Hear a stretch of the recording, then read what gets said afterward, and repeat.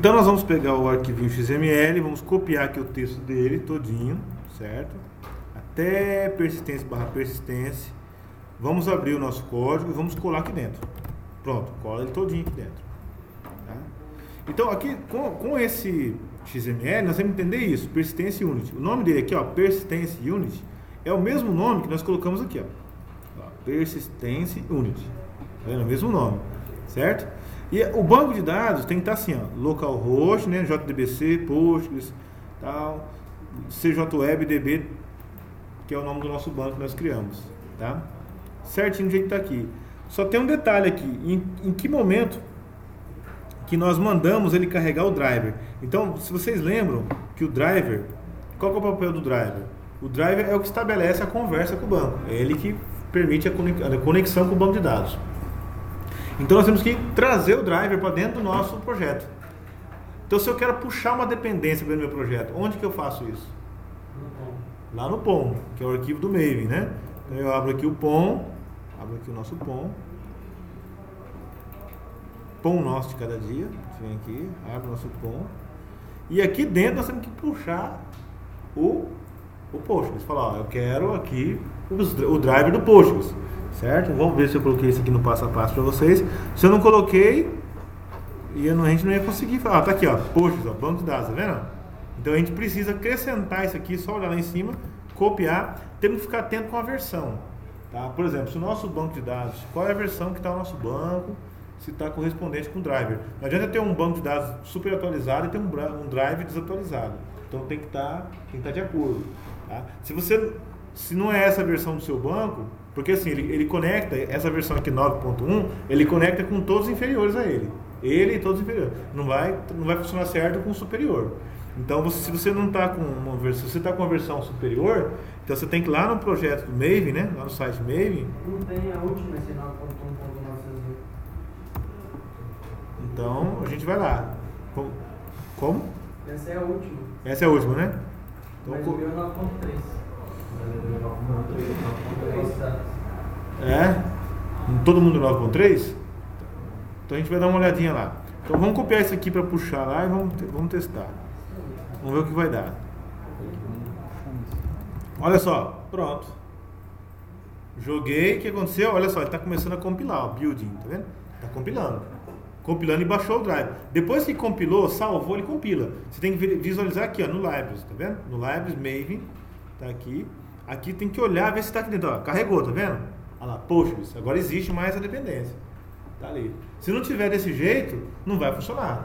Tá? Então você certifica de que você colocou aqui a dependência dentro do POM, salvou. Aí ele baixa o jar para dentro do nosso Maven dependência. Tá? Tem que estar aqui dentro, Postgres. Tá? Beleza. No class path do projeto. Agora nós vamos criar uma classe de teste. Tá? Essa classe de teste vai ser assim, ó, teste JPA, né?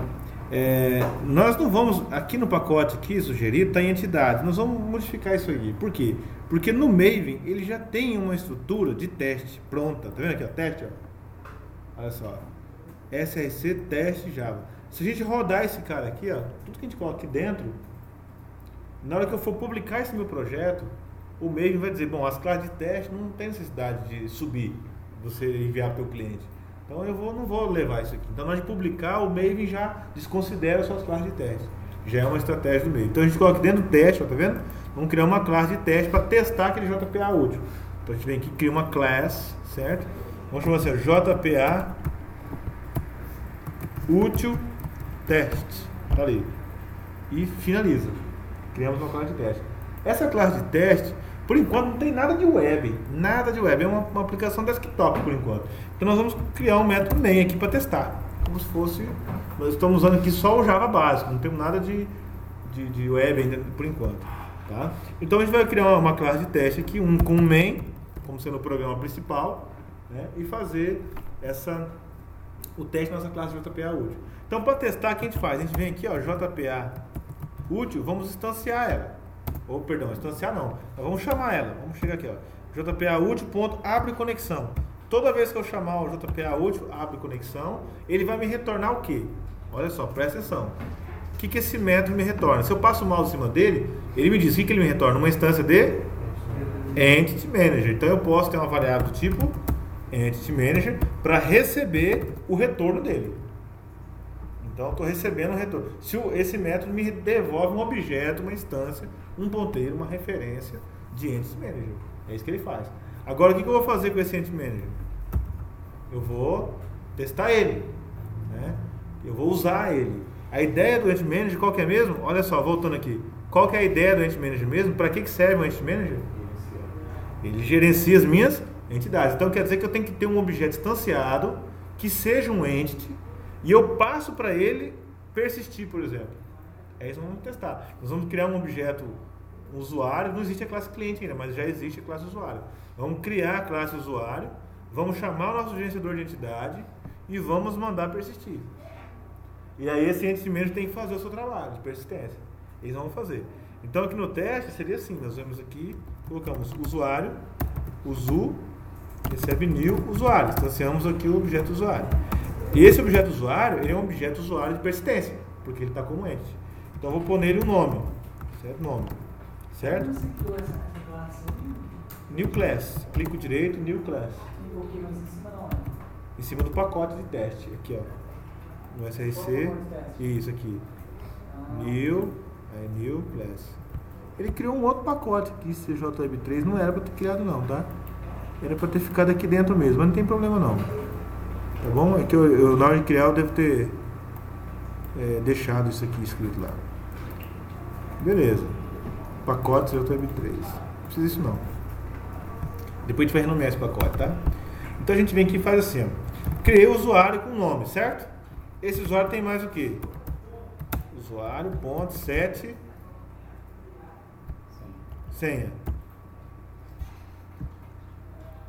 Rapaz, já são 20h43, nem acredito nisso aqui. O negócio voou, hein? Já tá quase na hora de ir embora. Tá, 1, 2, 3. E a gente nem começou ainda. Usuário.set, né? E-mail. Vou colocar o meu e-mail aqui para vocês mandarem e-mail para mim à vontade, tá? Menos spam. É só eu que posso mandar spam para vocês de curso. Tá aqui, ó. Pronto. Tá ali. Criei o meu objeto que vai ser persistido. Então eu coloco assim, ó. Objeto a ser persistido. E aqui eu instanciei quem? Instância do gerenciador de entidades. De entidades. Ele faz isso. Então o que a gente faz? Agora eu mando quem? O meu gerenciador de entidade fazer o quê? Mando ele persistir. Esse código está incompleto, que eu vou ensinar um negócio de transação para vocês. Mas só de rodar isso aqui, ele já não pode dar um erro, ele não vai gravar no banco, porque falta um detalhezinho de transação aí. Mas ele já não pode dar nenhum tipo de erro. Ele já tem que pelo menos construir a tabela no banco de dados, ele já tem que rodar sem dar erro, né? Se der algum problema na nossa configuração, banco, senha, qualquer coisa, já não vai dar certo nem isso aqui. Tá? Então a gente faz o seguinte, a gente clica o direito aqui e roda. Run as. Não estou achando o run as aqui, vocês estão vendo? Você vê que legal? Não estou achando o run as, eu estou meio cego aqui. Aqui ó, run as Java Application. Pronto, estou rodando. Está subindo. Ó, ele deu aqui um warning, pessoal, tá? Esse warning, ele não tem ainda, não é um erro, nós vamos depois entender, porque faltou um arquivinho de configuração, tá, do log4j. Só faltou um arquivinho de configuração para dizer como que o log vai ser apresentado. Entendeu? O log vai ser apresentado por hora, por nome da classe, mas só que a gente não colocou essa configuração do log4j ainda. Ele vai dar só um warning. Um warning, pessoal, não é ainda um warning não é ainda um problema, não é um erro, é uma observação. O próprio nome diz, ó, atenção, você está faltando um arquivo aqui. Mas o Hibernate foi no meu banco e tentou executar um Hibernate Secrecy. Não sei por que ele fez isso, mas ele foi lá e tentou executar um Hibernate. Quer dizer que ele foi no banco, pelo menos. Ele foi no banco, tentou conversar com o meu banco e eu vou até descobrir se ele criou a tabela lá. Porque lembra que eu falei que ele construiu automaticamente? Então eu venho aqui no meu banco de dados e como que é? Milagrosamente ou automagicamente, né? Tem um automaticamente, tem um automagicamente. Ele fez uma coisa para nós ali, tá? Então vamos olhar ali se ele construiu, se ele fez esse trabalho, essa mágica, né? Vamos olhar aqui o banco do curso, olhando aqui o esquema, public, tabela. Olha só, ele construiu uma tabela usuário. Ele construiu a tabela usuário. E ele construiu com os campos, ID, nome e senha. Se eu for visualizar os dados, ele não está aqui, porque não deu certo, faltou um detalhezinho de transação. Né? Então o que faltou aqui, na verdade, é a gente abrir uma transação e fechar uma transação. Tá? Porque assim, toda vez que uma persistência, uma operação no banco, ela tem que estar dentro de uma transação. Por exemplo, eu vou cadastrar, fazer um cadastro, que é a persistência. Então isso requer uma transação. O que é uma transação? Uma transação é um conjunto de operações no banco. Por exemplo, eu posso salvar, excluir, alterar, tudo isso pode estar dentro de uma transação. Tá? Então eu vou explicar um pouquinho mais sobre transação. Nesse primeiro momento a gente tem que entender assim, que a transação é uma operação no banco de dados. Ele vai executar um commit no banco de dados, ele vai fazer um comando no banco de dados, ele vai executar. Por exemplo, eu fiz aqui um persistência, ele montou o meu comando SQL, ele preparou, montou, fez tudo certinho, mas ele não fez o commit, ele não executou no banco, porque eu não habilitei para ele executar essa transação. Então eu teria que fazer algo do tipo assim, ó, entity manager ponto, né, get transaction, ele pega a minha transação, ponto, begin, ele iniciou uma transação, abriu uma transação. Opa, agora que eu abri uma transação, quer dizer que eu abri o canal com o banco. Eu posso agora executar comandos no banco. Beleza, preparei o meu SQL, preparei meu comando SQL e agora eu vou fazer o seguinte, transação, ponto, commit. Olha só, olha o que eu estou fazendo aqui. Então se a gente for seguir aqui o exemplo, begin e commit, tá vendo? Então, aqui que ele fez? Aqui ele fez uma abertura de transação. E aqui ele executa no banco o SQL. Ó. Executa, faz o commit, libera. Agora sim, se a gente rodar isso aqui, ele já tem que funcionar. Então você vem aqui, ó, run as, ó. Vamos de novo aqui no run as. Ele fez um SQL, ó. Olha o que o Hibernate fez. Ele montou para nós um insert intro, usuário, e-mail, nome, senha e montou os parâmetros. Ele não vai mostrar aqui os parâmetros porque são parâmetros, né? Então ele vai setar internamente esses dados aí pra gente. Tá? Ele não monta como string. Então se eu for no banco, automaticamente, olha só, o que aconteceu? Rapaz, aconteceu um milagre aqui. Porque ele gerou o primeiro ID, mesmo que ele não executou a primeira vez no banco de dados, ele conseguiu armazenar lá naquela... Exatamente. O colega aqui, o aluno perguntou, por que o ID 2? Né? Porque na primeira vez ele foi no banco, gerou a SIX, mas não salvou. Mas a SIX foi alterada. A SIX foi alterada, ficou 2. Entendeu? Agora que eu fiz a persistência, já pegou a próxima SIX. Mas tem como manter essa sequência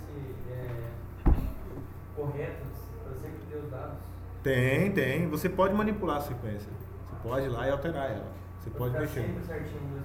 Não, vai ser assim, 1, 2, 3, 4, 5. É que nós rodamos uma vez. Não, sim, para manter a consistência de nunca ter esses problemas de ter pulando essas coisas. É só a gente dar o commit na hora de executar. Entendeu? Aí sempre vai estar certinho. Nós temos que tomar esse cuidado. Não tem como ele prevenir assim sozinho. Entendeu? A gente tem que tomar esse cuidado. Tá? Então, automaticamente, ele fez aqui um cadastro para nós. Puxa vida, rapaz, você lembra daquele monte de SQL que a gente fazia para fazer? Tudo aquele, a gente criava o statement, criava, né, tanta coisa para poder fazer um certinho, fazer tudo na mão aquele. Agora não, agora a gente pega e faz esse comandinho sem vergonha aqui, né, esse carinha aqui, ó, tchum, e dentro dele já está a mágica, está pronto já. Entendeu? A função do Hibernate. Então esse aqui é o teste. Se isso aconteceu, tá? Se ficou tudo vermelho, igual eu mostrei para vocês ali, ó. Né? Se ficou tudo vermelho, cadê o console aqui? Se ficou vermelho assim, ó, com esses dois comandos aqui, quer dizer que deu certo. Tá? Esse vermelho aqui é porque está faltando, né, um arquivo de configuração de log. Nós vamos mexer nele ainda. Tá nos próximos passos aí do nosso estudo, tá bom?